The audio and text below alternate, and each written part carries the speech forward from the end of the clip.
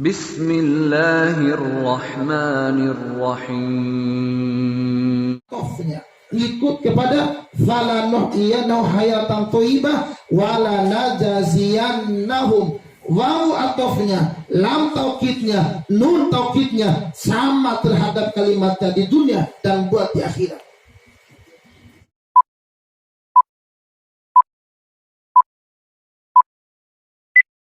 Ada yang ingat Allahnya, ada yang ceramahnya, maka inilah kata baginda Rasul, raudhah min riyadil jannah, taman di antara taman surga. Alhamdulillahirabbil.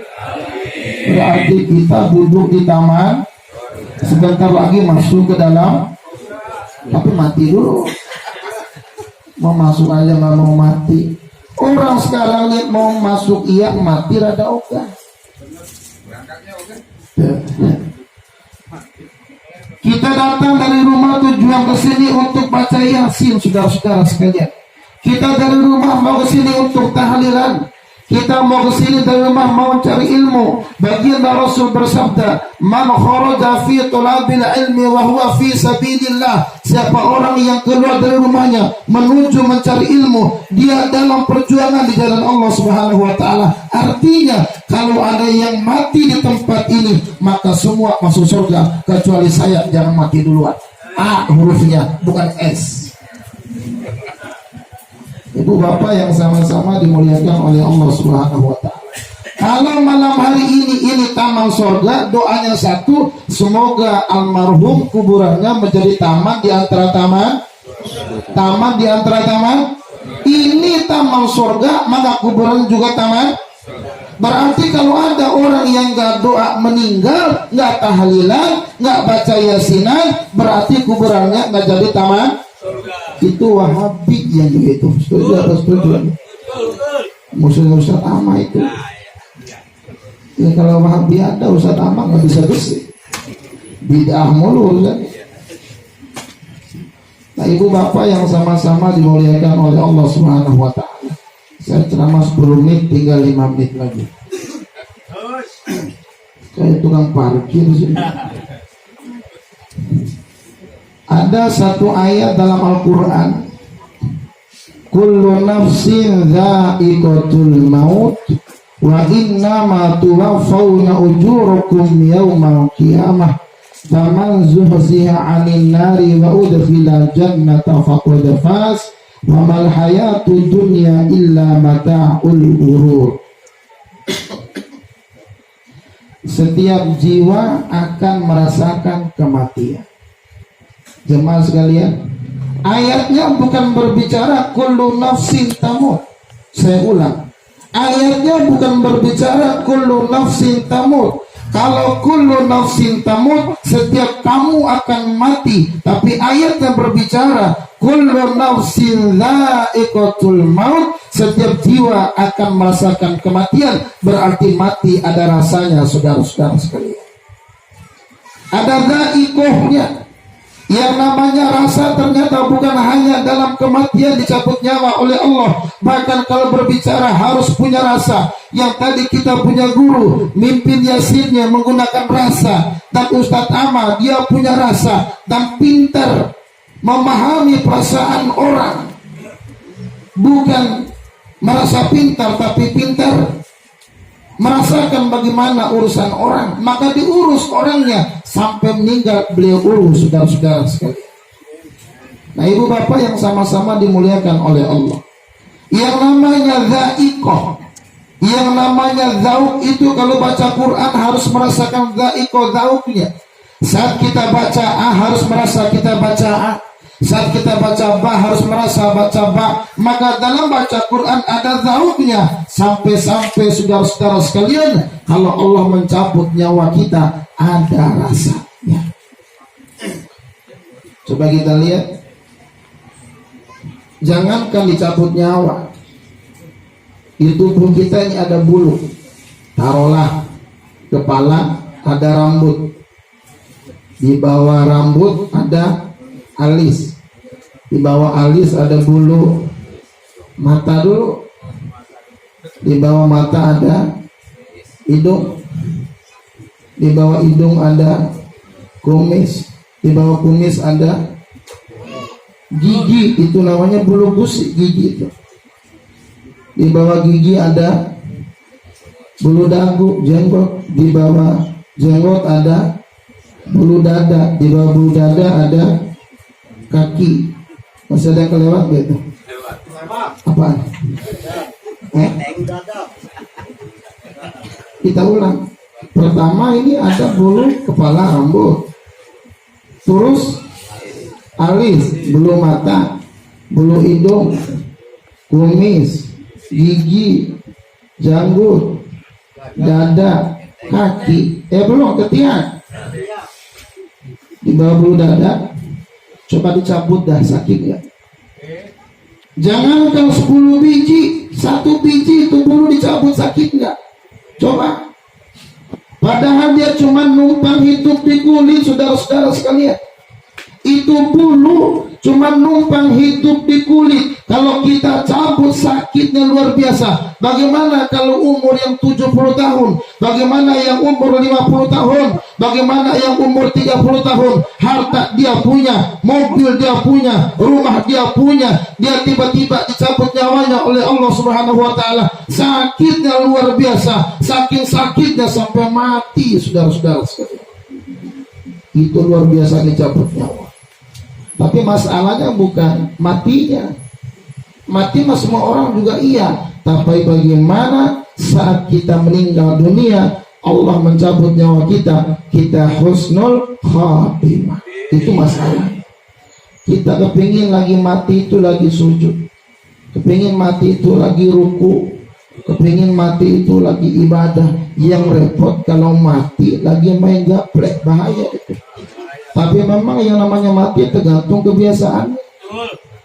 Kalau kebiasaannya mancing, matinya lagi dikir. Orang dia lempar pancingannya baca bismillah, ya kan? Dia baca bismillah, pas narinya baca alhamdulillah. Ada dikirnya, jangan sembarangan. Keluar dari rumah baca doa kalau mau mancing. Doanya apa? Bismillahirrahmanirrahim. La haula wala quwata illa billahil aliyyil azim. Pas lempar pancingannya baca bismillah, ada tadikannya baca alhamdulillah. Suara adzan dirikan sholat. Yang repot kalau gak baca semua, sholat juga lewat. Itu yang repot. Tapi insya Allah orang tuh tergantung kebiasaan hidupnya.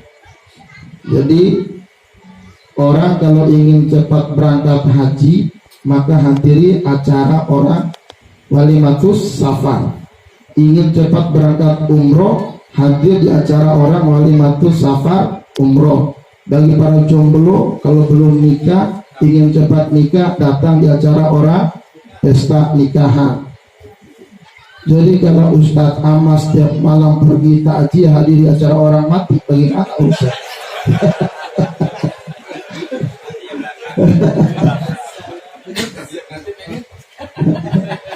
Tapi yang namanya mati ini kan, kalau baginda Rasul umurnya berapa Pak? Lebih kurang 63 tahun. Maka kata Nabi, umur umatku baina sitina wa sab'ina, antara 60 sampai 70 tahun. Jadi kalau malam hari ini ada yang umurnya 50 tahun, itu tinggal 2 kali pilkada lagi. Iya, Ustaz Ahmad berapa tuh? Ada 50 tahun. 2 kali pilkada lagi urusannya. Kalau malam hari ini ada yang umurnya 60 tahun, ibarat main bola, wasit mulai melihat jam tangan. Itu di pojokan bentar lagi tuh. Ada 60 tahun? Wasit mulai lihat jam tangan. Waspadalah. Jadi kalau malam hari ini ada yang umurnya 70 tahun, itu ibarat main bola, perpanjangan waktu, tinggal tunggu adu penalti. Ada yang 70 tahun, perpanjangan waktu, mulai makan yang enak-enak gitu. Kalau malam hari ini ada yang umurnya 80 sampai 90 tahun, udah ada penalti dah. adu penalti rata-rata gol, kecuali kemarin tuh pemain bola tuh yang dari mana tuh yang gak gol-gol tuh,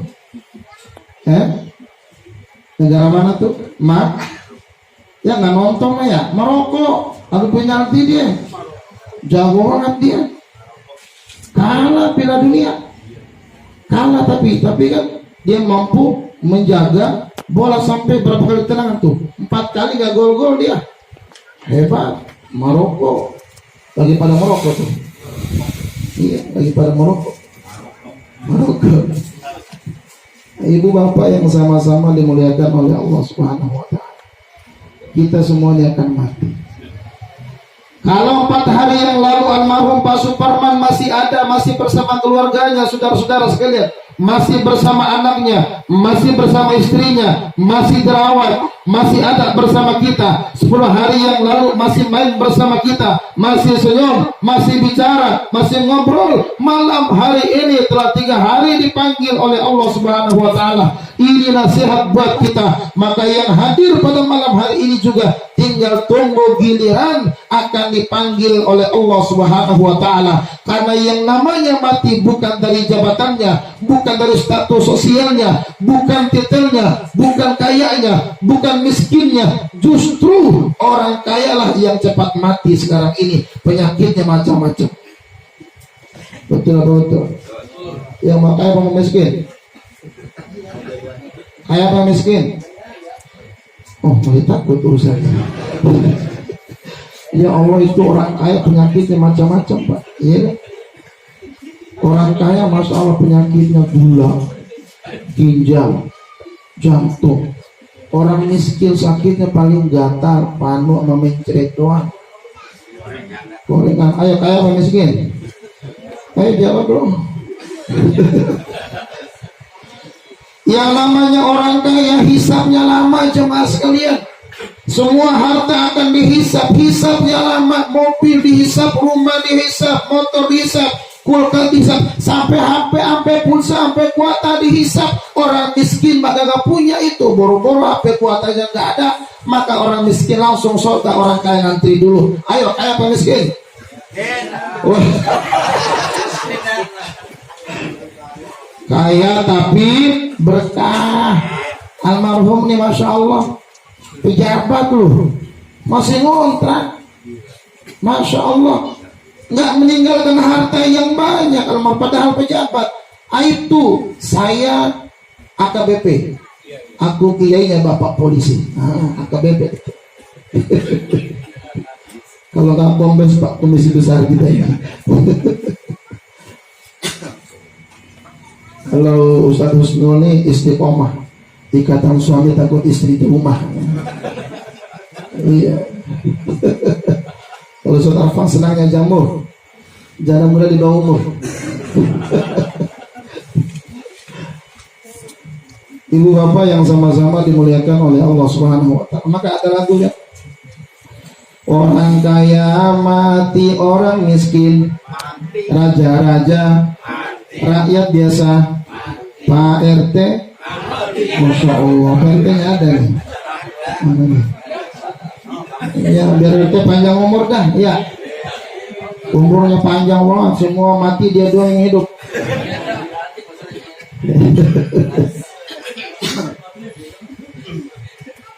Orang kaya mati, orang miskin, Pak Ustadz, masya Allah, kasihan Ustadz Ahmad, jangan mati duluan. Nah kalau mati duluan siapa yang mimpin tahlil Pak? Kalau bapak-bapak mati, kalau dia mati duluan kan nggak ada mimpin tahlil. Coba kalau panjang umur Ustadz Ahmad, kita mati, dia mimpin kita, mimpin tahlil doain. Coba kalau mati duluan, masya Allah. Maka Ustadz Ahmad rezekinya ada aja karena ngurusin orang mati. Anak jangan dapat makan enak, ngomong, Bapak kapan makan daging sambal, nak belum ada yang mati gitu.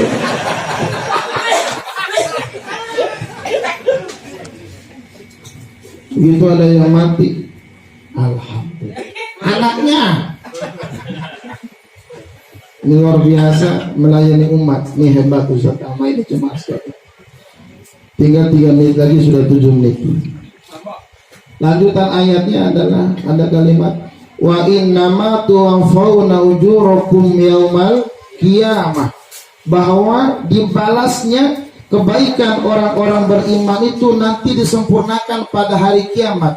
Di dunia ini sedikit balasan bagi orang-orang yang beriman, sedikit balasannya, kecil balasannya, karena ada ayat yang berbunyi Rabbana atina fid dunya hasanah wa fil akhirati hasanah wa qina adzabannar. Dia mohon pada Allah ada kebaikan di dunia, juga ada kebaikan di akhirat. Tapi orang yang beriman di dunia dia kebaikannya dibalas sedikit oleh Allah, nanti pada hari kiamat dilipat gandakan oleh Allah Subhanahu wa taala.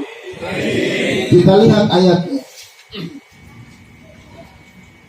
Man 'amila sholihan min dzakarin aw untha wa huwa mu'min falanuhyiyannahu hayatan thayyibah wa lanajziyannahum ajrahum bi ahsani ma kanu ya'malun. Man, siapa orang, amila, yang beramal, siapa orang, solihan, akan amal soleh, min dzakarin, dari laki-laki, au untha, atau dari perempuan, wa huwa mu'min, dia beriman kepada Allah. Maka dalam Al-Quran jemaah sekalian cuma dua jenis kelamin, laki-laki dan perempuan, perempuan dan laki-laki. Kenapa? Karena banci nyusahin orang. Di Quran nggak ada banci, saudara-saudara. Karena banci nyusahin orang. Jangankan urusan kehidupan ini, banci saja kalau mati didoakan susah. Ustadz Ahmad begitu mendapat kabar yang meninggal laki-laki, doanya Allahumma firlahu warhamhu afihi wa. Begitu yang mati perempuan, Allahumma firlaha warhamha wafiha wa. Yang mati banci gimana doanya Ustaz? Ayo, lumayan 300.000 nih doain banci. Ayo Ustaz Ahmad ngarang doa Allahumma firlahai warhamhai wa'fu'anhai. Sudah hai dilakukan ya Ustaz. Lumayan tuh 300.000. Itu doanya susah, pas mandiin juga susah jemaah sekalian. Pak RT ngumumin di musola, inna lillahi wa inna ilaihi raji'un, telah pulang ke rahmatullah fulan bin fulan. Padahal yang mati banci. Panggil Pak Amil. Pak Amilnya Ustadz Ahmad kebetulan. Ustadz Ahmad ada yang mati. Laki-laki atau perempuan? Laki-laki dong. Mandiin lumayan. Ya dimandi sama Ustadz Ahmad. Dipegang jidannya laki nih. Dipegang dagunya laki nih. Dipegang dadanya, kaget Ustadz Ahmad. Apaan nih? Pas dia buka, wow, silikon sebelum mati ini banci. Ustadz Ahmad manggil PRT, lo ngerjain gua. Apa mak? Lo bilang yang mati laki, emang laki. Lihat lo. Apa lo lihat toh? Dibuka sama PRT. Wow, sama juga. Akhirnya apa yang terjadi? Gimana nih? Panggil Ibu Amilah. Jadi kalau Amil itu laki-laki, kalau perempuan Amilah. Dulu zaman di pondok caranya ada tamar boto, cirinya titik 2 di atas itu cirinya perempuan. Kalau titik 2 di bawah cirinya laki-laki. Lato-lato titik 2 di bawah. Panggil Ibu Amilah, Ibu Amilah, ada yang mati mandiin mayat. Lah katanya laki-laki bukan perempuan. Ibu Amilah maju, siram jidatnya perempuan, siram dagu perempuan, siram dada, yakin benar perempuan nih. Megang pusar mulai ragu lah, Pak agak dalam dikit ya. Maka di bawah pusar kaget Ibu Amilah. Apaan nih? Begitu dibuka, wow, ada monasnya kata Ibu Amilah. Banci Pak nyusahin orang. Akhirnya rapat antara Pak RT, Pak Amil sama Ibu Amilah. Gimana? Bagi 2. Pusar bagian atas yang bagi manjirnya Ibu Amilah, pusar bagian bawah yang mandiinnya Ustadz Ahmad. Bagi 2 amplop jadi gitu.